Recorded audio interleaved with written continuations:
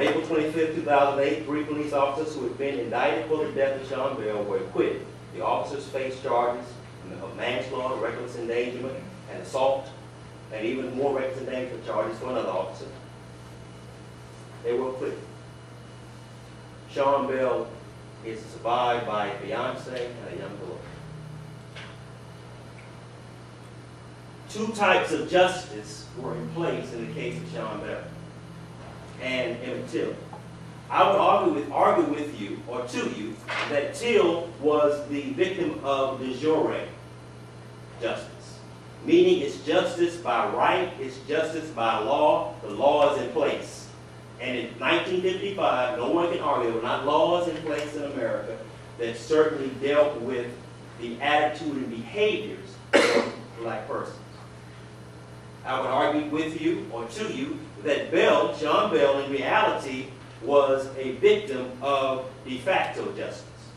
Meaning that in the North, as our people migrated from the South to the North in the early 1900s, they did not have to face Jim Crow directly, or slave code or black code, I should say, directly. They faced an understanding that you knew your place, you knew where to get off, you knew where to stand, you knew how far to jump, you knew how high to jump, and you knew what questions to ask. You knew your place in the society.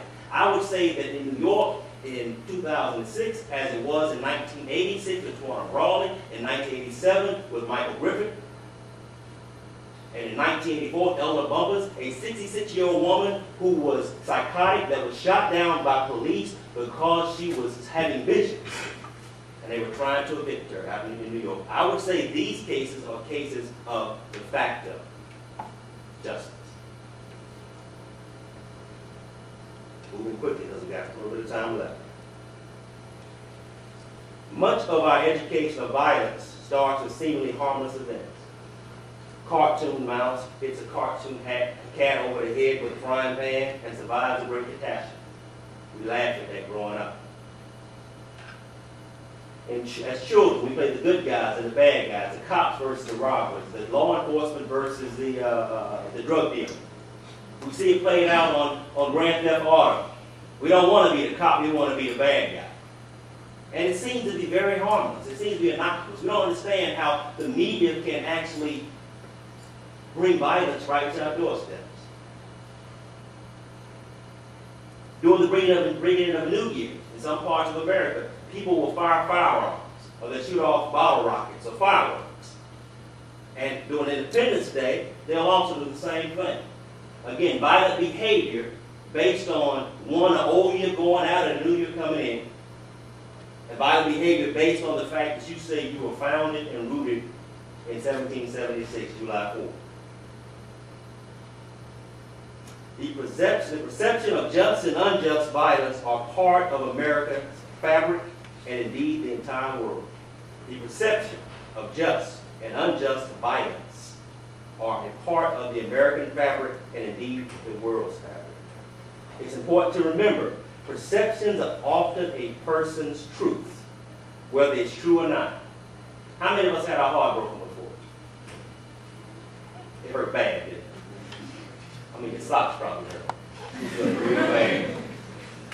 How many reconciled with the person that broke your heart?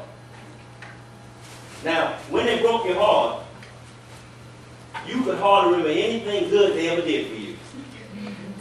You didn't care about a teddy bear, you didn't care about dinner, you didn't care about movies. All you saw was blood red in your mind and you could not stand that person. Your perception was they were a bad person. The good was carried off into whatever they did to tick you off. But once you reconcile, you start thinking about those old times again. As a matter of fact, as you began closer to getting to reconcile, you started thinking more and more about how they made you feel and what they used to do, and before you know it, you're back in love again. Perception. The perception is what we got to go after, because oftentimes we don't want to deal with truth. We want to deal with what feels good or what tickles the ears. Truth will make you free, not set you free. If I set you free, I give you the ability to move forward and to have freedom. But if I make you free, I force you into a position, a condition of freedom. But we don't like truth. What we like is the perception.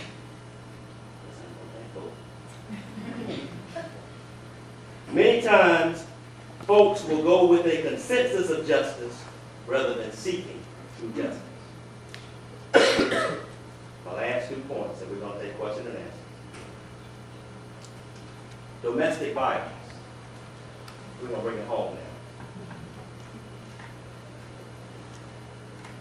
now. In the last 6 weeks, we have seen 2 high-profile cases of domestic violence in the American public. We know that pop star Chris Brown is charged with felonious assault on his girlfriend, Rihanna. We also know that gospel singing star B.B. Winans is charged with assault against his ex-wife. The violence, oh, it's true. It's true. See, Oprah didn't show you that part. Oprah didn't bring that out. But it's true. His mugshot is among the famous and infamous now. Looking right stupid for the camera.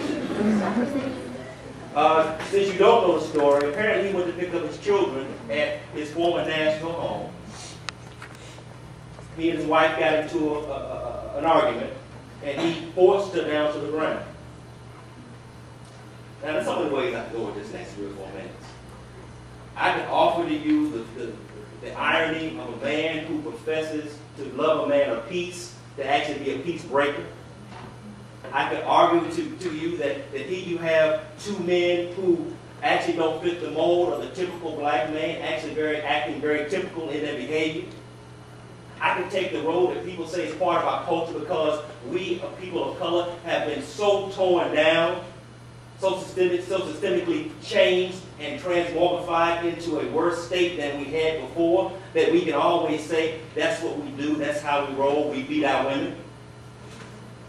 But I'm not going to say that. I say it only for emphasis because, sisters, only you can stop a man from the first time he put his hands on you, because you probably got nobody around you to help. Only you can say, it's never play. I don't care if he act like he's playing when he dunk you or he try to drop you or whatever wrestling games you play. I don't care if you want to hit you in the arm and say, go ahead. You say, quit playing, man. Don't do that, Twan. I don't care. We try to make a joke out of it. No man should put their hands on you. And no real man will. And I'm hearing now that Rihanna's father is saying that he's having a hard time getting into the States. If that was my daughter, somebody at the airport would let me in. All they would say, my name is so-and-so, Rihanna's my daughter. You need a plane ticket. I know what you're going to do. I will crush Chris Brown's larynx. He would never sing again. I'm just being honest. If that was my daughter, he put his hands on her, I would make sure he remember me for the rest of the days of his life.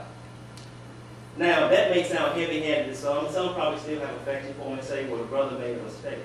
The mistake he made was somehow buying into a history and pathology that he grew out of that had domestic violence as a part of his background. He admitted that.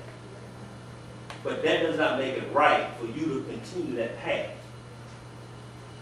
We have a problem as people of color. We romanticize our oppression. We romanticize the things we had to eat. We had to eat hog guts, called them chitterlings. Actually, chicken. We romanticize it. Now we have these nice ideas about having some grandma's chitlins for whatever holiday we got going on. We romanticize the oppression, and we actually keep it going in many of our neighborhoods. What's there to be romanticized about being treated evilly and afflicted for 400 years? And if we are a more intelligent people, and the people of color are rising up to the occasion throughout the world, showing their ability and their mental acumen, then what does it say about us wanting to return to our own vomit and still lay in it day and day and day and night and night and night out? It doesn't make sense.